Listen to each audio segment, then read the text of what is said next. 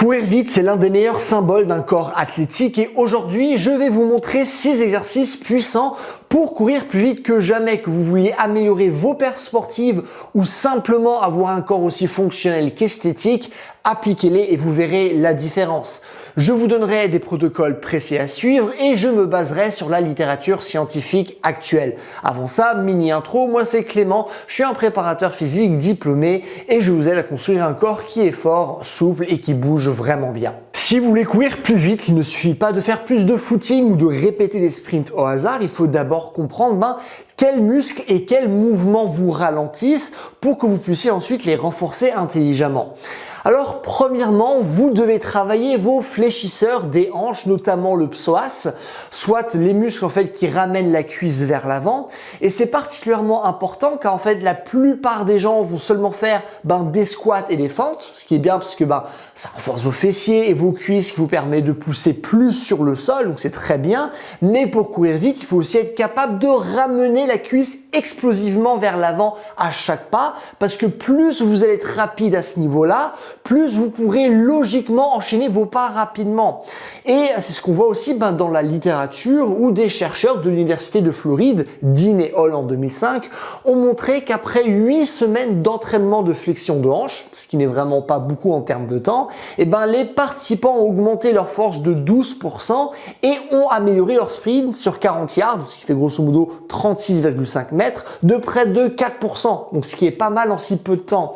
Alors dans l'étude, ce travail est effectué avec des élastiques, mais vous pouvez avoir des résultats similaires avec des levées de jambes lestées. Donc par exemple, 3 séries de 3 à 5 répétitions explosives avec 3 minutes de récup entre les séries et ce 2 fois par semaine. Deuxièmement, vous pouvez effectuer des squats sautés. Ça nous permet de travailler la force des jambes et ainsi votre capacité à générer beaucoup de force au niveau du sol.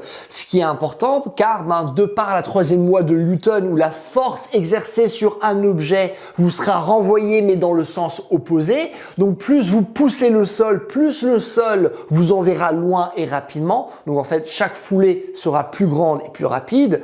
Et ce qui est particulièrement intéressant avec la version sautée entre guillemets des squats, c'est qu'elle met l'accent sur l'explosivité, soit votre capacité à surmonter la plus grande résistance possible, le plus rapidement possible, vous permettant donc de pousser le sol plus rapidement. Et c'est ce qu'ont testé Van der Ka et ses collègues en 2016 sur 8 semaines et ils ont remarqué une augmentation de la force et de la vitesse permettant de réduire le temps de sprint sur 50 mètres de près de 2%. En termes de protocole, faites 4 à 8 séries de 4 à 8 squats sautés avec environ 40-60% de votre max et en prenant 3 minutes de récup entre les séries. Faites ça logiquement avec les précautions sécuritaires nécessaires et tout en étant accompagné parce que logiquement ça peut rapidement devenir dangereux. Troisièmement, il faut ajouter du travail pliométrique orienté vers l'accélération. Les meilleurs gains de vitesse viennent des sauts avec déplacement horizontal, donc tout ce qui est bond, multibond, etc. et pas seulement des sauts verticaux qu'on a l'habitude de voir sur YouTube. Il y a une méta-analyse de Saez, de Virael et ses collègues qui a été faite en 2012, qui a regroupé 26 études et qui a montré que les meilleurs résultats viennent de cycles courts de moins de 10 semaines avec au moins 15 séances et plus de 80 sauts par séance. En clair, il vaut mieux faire un bloc de travail explosif, intense mais pas trop long, plutôt que vraiment essayer d'étaler ça sur des mois. Alors en termes de protocole, vous pouvez réaliser, imaginons 5 à 8 séries de 8 à 10 bonds horizontaux 2 fois par semaine en vous reposant complètement entre les séries pour rester explosif et donc sans accumuler de fatigue. Quatrièmement, il faut renforcer les ischios. Alors concrètement, quand la cuisse revient très vite vers l'avant, donc la flexion des hanches, les ischios travaillent en freinage juste avant que le pied se pose, parce que leur rôle c'est l'extension des hanches, donc finalement la fonction opposée. Et puis logiquement, ils vont contribuer à la pousser vers l'arrière au moment de l'appui, parce que ce sont eux entre autres qui ramènent la jambe en arrière, comme je dis, l'extension des hanches. Et donc, des ischios forts aident à gagner en accélération en vous permettant à la fois de mieux pousser sur le sol et aussi de pouvoir ramener la jambe en arrière le plus rapidement possible, ce qui va accélérer vos foulées. Et en effet, dans une étude de Ishoy et Hall en 2017, des footballeurs ont effectué en fait une version de curl nordique pendant seulement 10 semaines, ce qui a été suffisant pour augmenter les performances de sprint d'une manière légère à intermédiaire.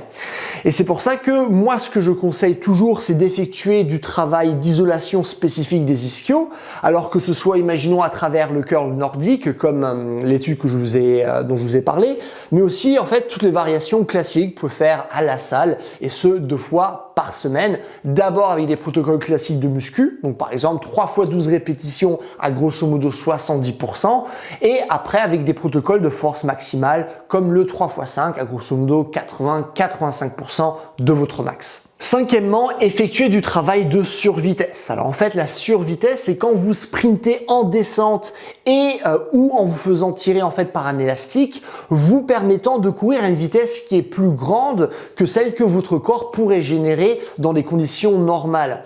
Et en fait, votre corps, il s'habitue à cette intensité qui est plus élevée, vous permettant en fait d'enchaîner les foulées plus rapidement.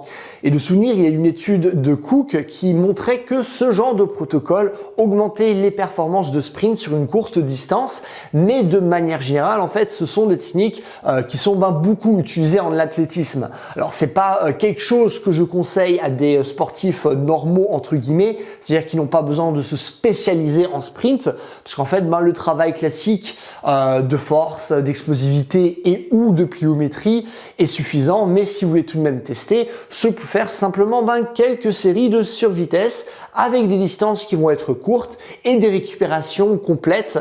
Ça peut vraiment être très intéressant. Faut juste faire attention à ne pas tomber. Sixièmement, soignez votre technique. Donc, par exemple, gardez les bras compacts, le tronc qui va être gainé et posez le pied sous votre bassin pour des appuis qui vont être courts et puissants. Et en fait, Wayland et Hall en l'an 2000 ont montré que le temps de contact au sol est le facteur le plus déterminant de la vitesse maximale. Donc plus il est court, plus vous allez être rapide. Ce qui peut paraître vraiment débile de dire ça comme ça, mais c'est important de garder ça en tête parce que quand vous courez, il ne suffit donc pas de seulement avoir l'intention d'être rapide, mais aussi d'avoir justement les appuis qui vont être qui vont être le plus court possible, comme si finalement le sol était de la lave et qu'on veut y passer le moins de temps possible. Alors en termes de protocole, c'est simple, filmez-vous sur 30 ou 40 mètres et corrigez un seul détail technique à la fois, comme imaginons la position de vos bras, l'angle de votre tronc, finalement jusqu'à ce que vos appuis soient courts et efficaces. Et n'hésitez pas à faire appel à un coach en athlétisme si besoin, qui pourra vous donner des informations en fait plus précises que ce que je peux vous partager moi. Et dernièrement, si vous êtes intéressé par le fait de développer des jambes vraiment fortes, souples, fonctionnelles, regardez la vidéo qui s'affiche là maintenant où j'explique comment copier Ido Portal m'a permis d'avoir vraiment des jambes très solides et mobiles.